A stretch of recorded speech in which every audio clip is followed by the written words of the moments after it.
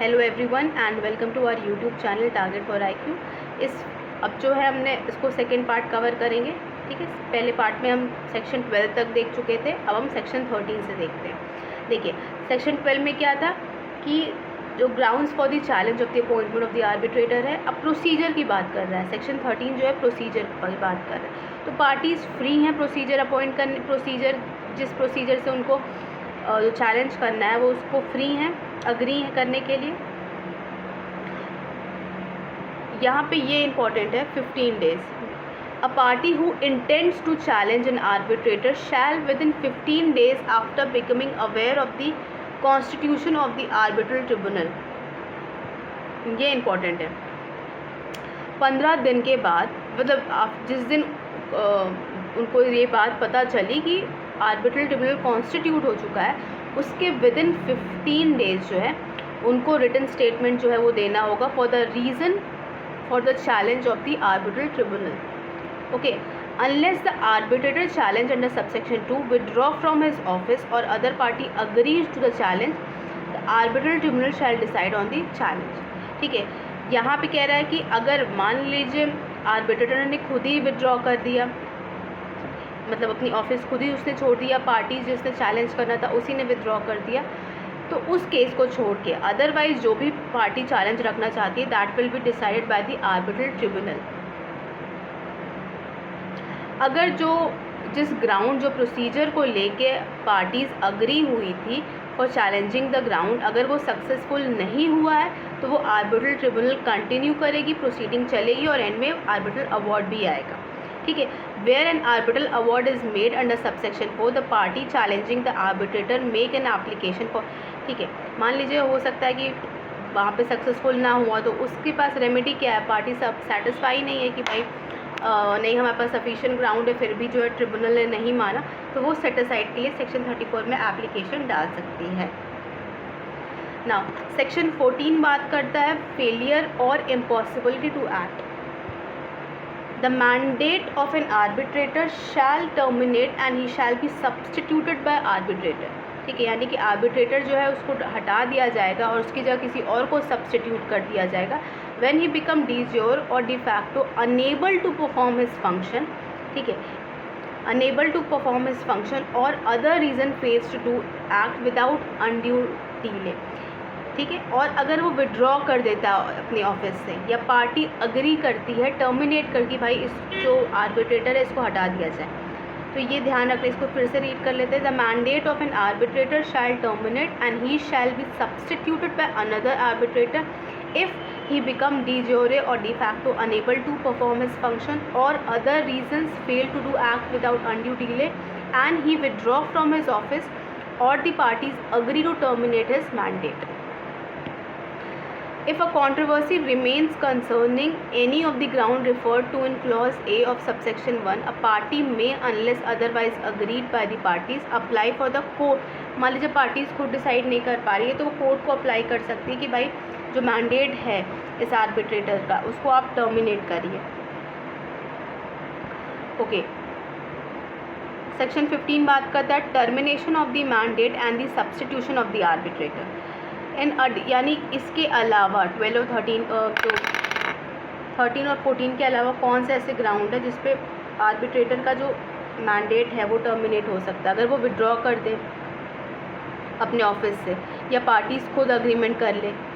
Okay, तो जब वो हटेगा तो ऑब्वियस सी बात है कोई और आर्बिट्रेटर सब्सटीट्यूट होगा, और उसके पहले जो नया आर्बिट्रेटर आया है उसके पहले जो भी प्रोसीडिंग हुई है, ठीक है, जो भी प्रोसीडिंग हुई है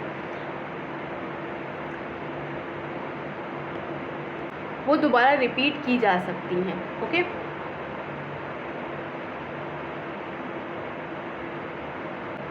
नाउ कमिंग टू सेक्शन 16 और ये चैप्टर नंबर 4 है, jurisdiction of the arbitral tribunal. Section 16 बात करता है competence of the arbitral tribunal to rule on its jurisdiction. The arbitral tribunal के पास अपनी सोल अथॉरिटी है कि वो अपने जुरिस्डिक्शन में कैसे काम करना है उसको। ठीक है, the arbitral tribunal may rule on its own jurisdiction including rule of any objection with respect to the existence or validity of the arbitration agreement and for that purpose An arbitration clause which form the part of a contract shall be treated as an agreement independent of the other term of the contract. तो हो सकता है कि जो arbitration clause है वो contract में दिया हो, तो यहाँ पे उस arbitration clause को एक separate agreement माना जाएगा, independent agreement माना जाएगा.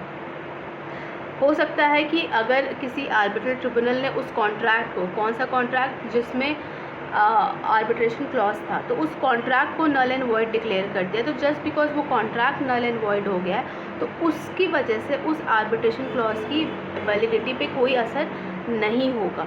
ठीक है, प्रोवाइडेड वो लीगल हो. A plea that an arbitral tribunal does not have a jurisdiction shall be raised not later than the submission of the statement of defense. तो ये important है.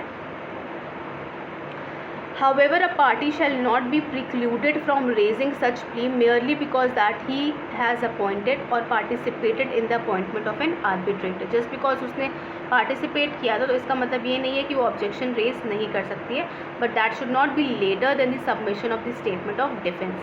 A plea that the arbitral tribunal is exceeding the scope of its authority shall be raised as soon as the matter alleged to be beyond the scope of its authority is raised during the proceedings.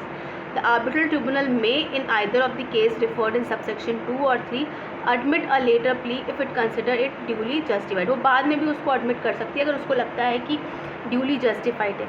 The tribunal shall decide on a plea referred to subsection 2 or 3, and where the tribunal takes a decision rejecting the plea, तो फिर अगर मान लीजिए उन्होंने reject कर दिया, ये जो भी उन्होंने ऑब्जेक्शन रेज किया है उसको रिजेक्ट किया, तो आगे चल के वो अवार्ड पास कर सकती है. अ पार्टी अग्रीव वो सेक्शन 34 में जाके उसको सेटिंग असाइड के लिए एप्लीकेशन फाइल कर सकती है. तो section 17 is very similar to 9. बस यहाँ पे ये ध्यान रखना है कि जो 9 में एप्लीकेशन फाइल हुई थी वो कब फाइल हुई थी, tribunal proceeding, arbitral proceeding start होने के पहले, दौरान या अवार्ड पास होने के बाद भी, बट एनफोर्स होने के पहले. यहाँ पे क्या है, और वहाँ पे कोर्ट को दिया गया था, यहाँ पे ट्रिब्यूनल को दिया जा रहा है ड्यूरिंग द आर्बिट्रल प्रोसीडिंग. ठीक है, बाकी सारी चीज़ें यहाँ पे सेम है. Now coming to chapter number 5, that is the conduct of the arbitral proceeding. Section 18 बात करती है कि equal treatment of the parties होगी, कोई भी पार्शियलिटी नहीं होगी. The party shall be treated with the equality and each party shall be given a full opportunity to present his case. Now the determination of the rule of procedure, जो tribunal है that will not be bound by the rule that is given in CPC और the Indian evidence act. Okay, now subject to this part the parties are free to agree on the procedure to be followed by the tribunal in conducting. जो parties free हैं कि भाई उनको किस तरीके से चलना है. क्लॉज 4 बात करता है the power of the tribunal under section 3 subsection 3 includes the power to determine the admissibility, relevance, materiality and the way of any evidence. Section 20 बात करता है प्लेस ऑफ आर्बिट्रेशन. तो यहाँ भी पार्टी को ऑप्शन दिया गया कि वो अपने हिसाब से डिसाइड कर सकती है. ठीक है, सेक्शन 21 इंपॉर्टेंट है, वो बात करता है कि कब आर्बिट्रल प्रोसीडिंग कमेंस होगा. ठीक है, तो यहाँ पे बेसिकली जब एक पार्टी जो मतलब प्लेंटिफ है, जब वो दूसरी पार्टी डिफेंडेंट को जो नोटिस रिक्वेस्ट भेजती है कि अब जो है या फिर जो प्रोसीडिंग है हम आर्बिट्रेशन प्रोसीडिंग कंटिन्यू करना स्टार्ट करना चाहते हैं, तो उस दिन से, जिस दिन से वो रिक्वेस्ट भेजा गया in reference to arbitration proceeding, उस दिन से माना जाएगा कि आर्बिट्रेशन प्रोसीडिंग कमेंस हो गई है. The arbitral proceeding in respect of a particular dispute commence on the date on which a request for that dispute to be referred to arbitration is received by the respondent. Now what will be the language? ये भी parties को option दिया गया है कि वो उनके ऊपर है, वो फ्री हैं, और अगर वो लैंग्वेज नहीं डिसाइड कर पा रही हैं कि उनको नहीं पता, वहाँ पे ट्रिब्यूनल बताएगा कौन सी लैंग्वेज है. ओके,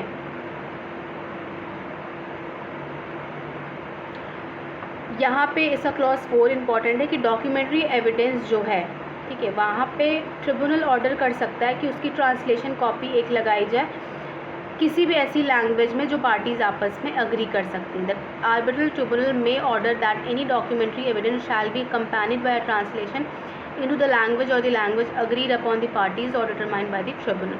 नाउ सेक्शन 23 बात करता है statement of claim and defence. Basically statement of claim क्या है, जैसे कि सिविल सूट में प्लेंटिफ का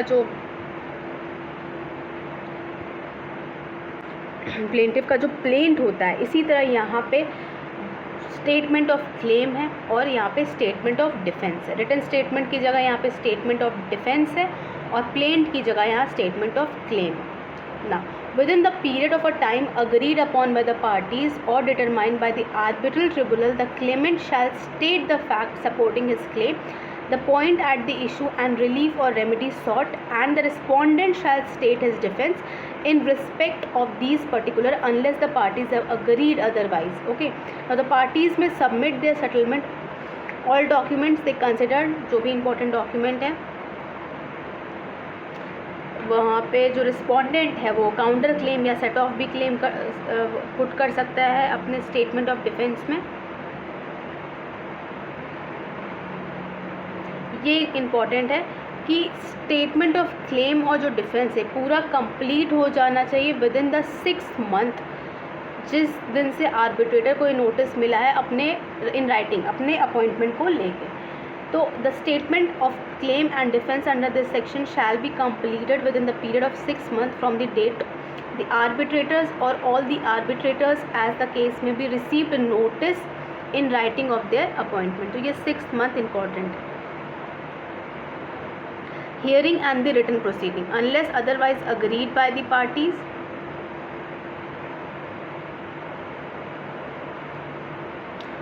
unless otherwise agreed by the parties, the arbitral tribunal shall decide whether to hold the oral hearing for the presentation of the evidence or for oral तो ये oral argument को लेके बात कर रहा है।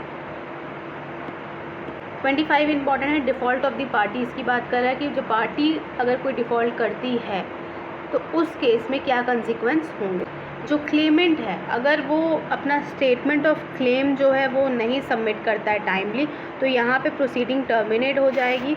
और जो रिस्पोंडेंट है जब वो अपना स्टेटमेंट ऑफ डिफेंस नहीं सबमिट करता, in that case the proceeding without treating that failure in itself as an admission of the allegation, court मानेगा कि भाई तुमने एडमिट कर लिया, जब तुमने नहीं सबमिट किया that means you are admitting all the fact and allegation by the claimant and shall have the discretion to treat the right of the respondent to file such statement of defense as having been forfeited। ऐसा माना जाए कि भाई उसने forfeit कर दिया है अपने right को। A party fails to appear at an oral hearing or to produce documentary evidence, the tribunal may continue the proceeding and make the arbitral तो अगर वो oral hearing में नहीं आ पाती है या कोई भी documentary evidence नहीं देती है, तो in that case जो भी evidences tribunal के सामने होंगे उसके basis पे वो अवार्ड पास करेगा। फिर एक्सपर्ट अपॉइंट कर सकता है ट्रिब्यूनल। ठीक है, अगर मान लीजिए कोई ऐसा हाई फाई मैटर है, वहाँ पे कोई ऐसा मैटर है जिसमें ट्रिब्यूनल को लगता है कि एक्सपर्ट होना चाहिए, कोर्ट की हेल्प ले सकता है ट्रिब्यूनल। ओके, तो rules and applicable to the ये चैप्टर नंबर 6 स्टार्ट हो रहा है, making of the arbitral award and the termination proceeding. Section 28 बात करता है rules applicable to the substance of the dispute.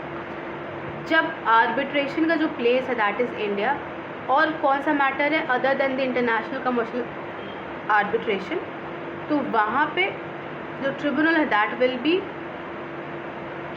Will decide the dispute in accordance with the substantive law. जो भी substantive law है उसके हिसाब से करेगी। इन इंटरनेशनल कमर्शियल डिस्प्यूट में कैसे करेगी, the tribunal shall decide the dispute in accordance with the rule of law designated by the parties as applicable. ठीक है, जो भी पार्टीज़ ने लॉ एप्लीकेबल करने की बात कही होगी उसके हिसाब से गवर्न होगा।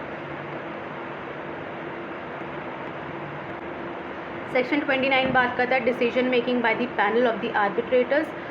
तो वहाँ पे मेजॉरिटी, अगर मान लीजिए जो ट्रिब्यूनल है उसमें एक से ज़्यादा आर्बिट्रेटर्स हैं, तो जो भी डिसीजन आएगा वो मेजॉरिटी के हिसाब से आएगा। ठीक है, if notwithstanding in subsection 1, if authorized by the parties or all the members of the tribunal, question of procedure may be decided by the, जो तरीका होगा कि भाई किस तरीके से डिसीजन लेना है, वो जो प्रोसीजर होगा वो कौन डिसाइड करेगा, वो प्रिसाइडिंग आर्बिट्रेटर डिसाइड करेगा। सेक्शन 29 ये इंपॉर्टेंट है, ये बात करता है टाइम लिमिट की भाई कोई, क्योंकि ये कितने टाइम के विद इन जो है आपको आर्बिट्रल अवार्ड दे देना है, ठीक है। तो इन that case 12 month from the completion of the pleading under subsection, यानी कि स्टेटमेंट ऑफ क्लेम और डिफेंस। स्टेटमेंट ऑफ क्लेम और डिफेंस कब कितने दिन में देना होता है?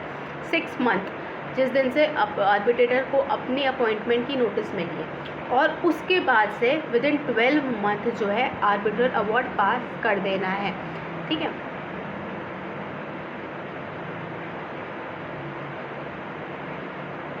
और इंटरनेशनल कमर्शियल आर्बिट्रेशन में भी वही चीज़ है।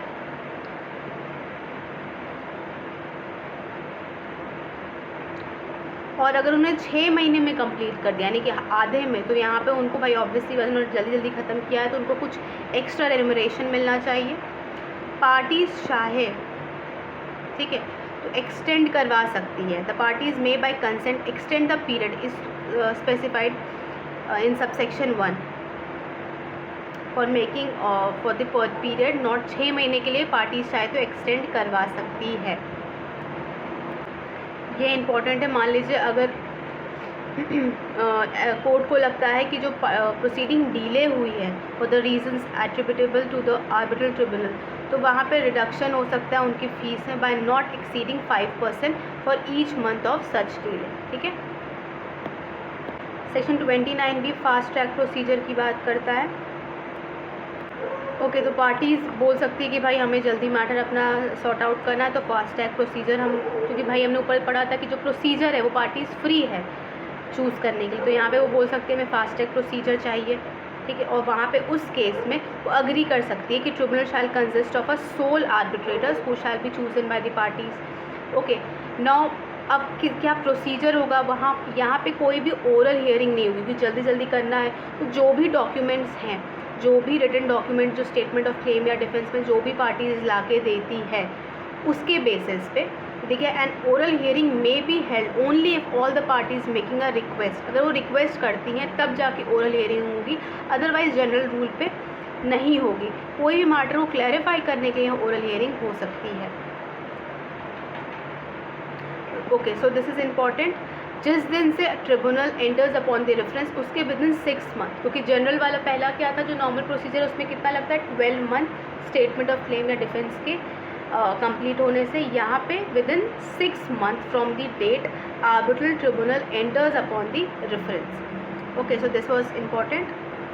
नाउ सेक्शन 30 बात करता है सेटलमेंट की, कि भाई अब को पार्टीज़ को लगता है कि यार ठीक है मैटर ऐसे खिंच रहा है और वहाँ पे it is not incompatible with N arbitration agreement, तो इन दैट केस वो क्या हो सकता है, किस तरीके से मैटर को सॉर्ट आउट मेडिएशन, कंसिलेशन या कोई भी प्रोसीडिंग के थ्रू किया जा सकता है। तो अब क्या होता है, मान लीजिए मैटर उनके बीच सेटल हो गया। If during the proceeding the parties settle the dispute, तो यहाँ पे जो प्रोसीडिंग होगी, कौन सी प्रोसीडिंग, आर्बिट्रल ट्रिब्यूनल की जो प्रोसीडिंग चल रही थी वो टर्मिनेट हो जाएगी, ठीक है, वहाँ टर्मिनेट हो जाएगी। और अगर पार्टीज़ जो है ऑब्जेक्ट नहीं करती हैं, तो यहाँ पे जिस ग्राउंड पर सेटलमेंट हुआ है आर्बिट्रल ट्रिब्यूनल जो है उस सेटलमेंट को रिकॉर्ड करेगा in the form of arbitral agree award.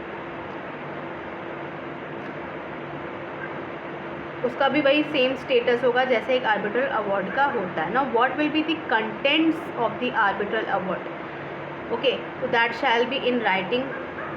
यहाँ पे रीजंस क्या ग्राउंड है, किस पे है, वो स्पेसिफाई करना पड़ेगा।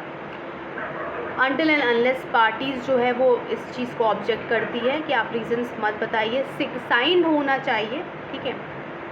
The signature of the majority of all the members of the arbitral tribunal shall be sufficient so long as a reason for the any, कोई भी मतलब कोई किसी ने साइन नहीं किया है और जस्टिफाइड रीज़न है, तो अगर एक से ज़्यादा है तो सबके सब जो है सिग्नेचर ऑफ द मेजॉरिटी होनी चाहिए, ठीक है। The arbitral award shall state the reason upon which it is based unless the parties have agreed that no reasons to be given, या फिर सेटलमेंट हुआ है सेक्शन 30 में, ठीक है। डेट बताना होगा, उसमें प्लेस ऑफ आर्बिट्रेशन बताना होगा। फिर section 31A regime of the cost की बात करता है। यहाँ पे इसका एक्सप्लेनेशन इंपॉर्टेंट है।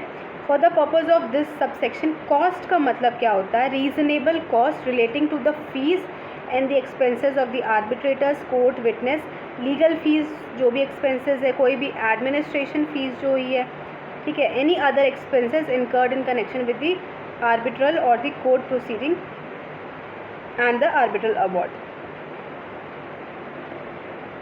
Section 32 बात करता है termination of the proceeding. The arbitral proceeding shall be terminated by the final arbitral award. तो जब एक बार अवार्ड पास हो गए तो ऑब्वियसली बात है कि वो टर्मिनेशन प्रोसीडिंग जो है वो टर्मिनेट कर जाएगी, ठीक है. और the arbitral tribunal shall issue an order for the termination. कब? जो क्लेमेंट है जब वो विड्रॉ कर लेता है अपने क्लेम्स को, कि भाई जब उसने खुद ही अपना केस वापस ले लिया, जब अपने क्लेम को विड्रॉ कर लिया, अनटिल अनलेस द रिस्पोंडेंट जो है वो खुद ही आगे ऑब्जेक्ट कर रहा है कि भाई टू द ऑर्डर, और वो कह रहा है कि भाई उसका लेजिटिमेट इंटरेस्ट है और आप कंटिन्यू करिए, द पार्टीज़ दोनों मिलकर टर्मिनेशन के लिए अग्री हो जाती है, या फिर ट्रिब्यूनल को लगता है कि कोई फ़ायदा नहीं है इसे कंटिन्यू करके, ठीक है. सेक्शन 33 बात करता है करेक्शन, कुछ क्लरिकल एरर वगैरह जो भी हो, तो ये इंपॉर्टेंट है. With in the 30 days from the receipt of the arbitral award, जिस दिन आर्बिट्रल अवार्ड पास हुआ उसके विद इन 30 डेज़, ठीक है, पार्टीज़ जो है, कोई भी पार्टी जिसको दिक्कत है कि मान लीजिए कुछ उसमें क्लरिकल एरर है या कोई मिस्टेक है, तो वो दूसरी पार्टी को नोटिस देगी पहले और रिक्वेस्ट कर सकती है उसके बाद में ट्रिब्यूनल को कि भाई आपने जो गलती की है उसको सुधार दीजिए, या फिर दोनों पार्टी मिल के कर सकती हैं, ठीक है. उसके बाद जब ट्रिब्यूनल को मिल गया है तो वो with in the 30 days from the request वो उसको करेक्ट कर देगी.